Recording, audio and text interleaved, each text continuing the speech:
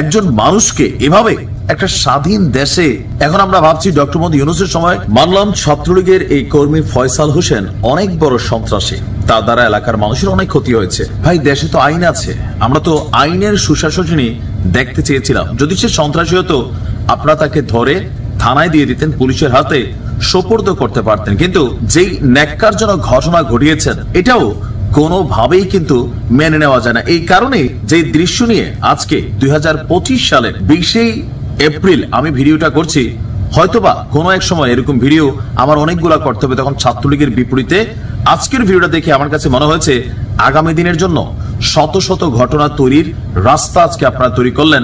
আর এই ঘটনাটা যেখানে ঘটেছে নাটোরে, নিষিদ্ধ সংগঠন, নিষিদ্ধ কেন হয়েছে?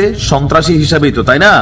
তো এটা মাথায় রাখতে হবে যে এই ঘটনাগুলোর রিয়াকশন ভাই আসবে, এতটা খারাপ ভাবে আসবে, তখন আমরা হয়তো ভিডিও করতে পারবো, কিন্তু যার উপর দিয়ে যাবে তার পরিণতি অত্যন্ত ভয়ঙ্কর হবে। ছাত্রলীগের এক কর্মীকে চলন্ত অটোরিকশায় পায়ের নিচে ফেলে উচ্চ স্বরে গান বাজিয়ে তাকে পুরো শহর ঘুরিয়েছে ছাত্র দলের নেতাকর্মীরা। আর এই ঘটনার একটা ভিডিও আপনারা নিশ্চয়ই ইতিমধ্যে দেখেছেন। আমি ভিডিওটা দিতে পারি নাই কারণ এটা ভায়োলেন্সের আকারে পড়ে, যেভাবে তাকে উপর করে অটোরিকশার পাদানির মধ্যে ফেলে রাখা হলো, তার মাথাটা রাস্তার দিকে দিয়া ঠিক রাস্তা থেকে 4 বা 6 ইঞ্চি উপরে, পিঠের মধ্যে তাকে মারা হচ্ছে, হাতগুলা পেছনের দিকে মোড়াইয়া, আর গান বাজতেছে।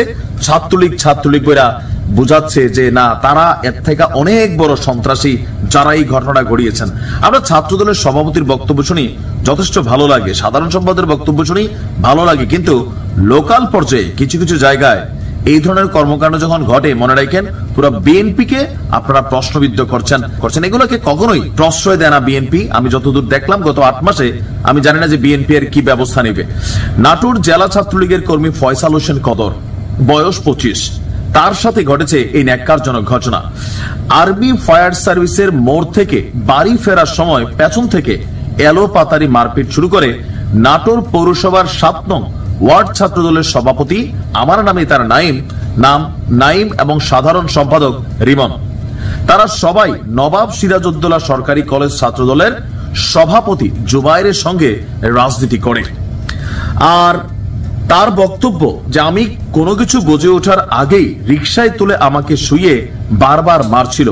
এ সময় আমার পকেটে থাকা মানিব্যাগের সব টাকাও তারা নিয়ে নেয়, এভাবে পুরো শহর ঘুরায়।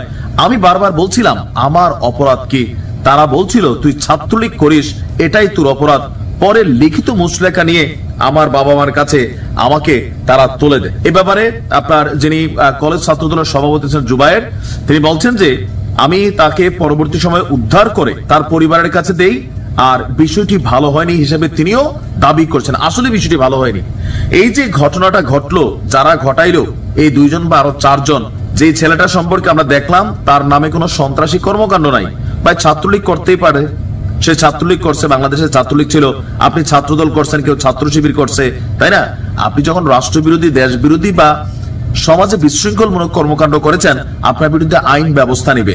আপনি পুলিশকে খবর দিতে পারেন, 999 ফোন দিতে পারেন, কিন্তু একজন মানুষকে এভাবে একটা স্বাধীন দেশে, এখন আমরা ভাবছি ডক্টর মোহাম্মদ ইউনূসের সময় সর্বোচ্চ সুবিচার মানুষ প্রত্যাশা করবে, কিন্তু এরকম কর্মকাণ্ডের কারণেই এনসিপি আপনাদের বিরোধিতা করে।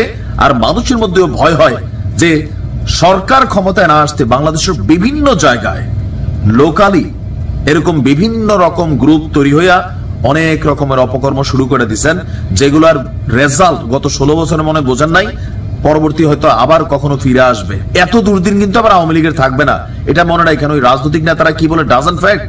এই ধরনের অন্যায় কোনোভাবে আমরা প্রশ্রয় দিতে পারি না।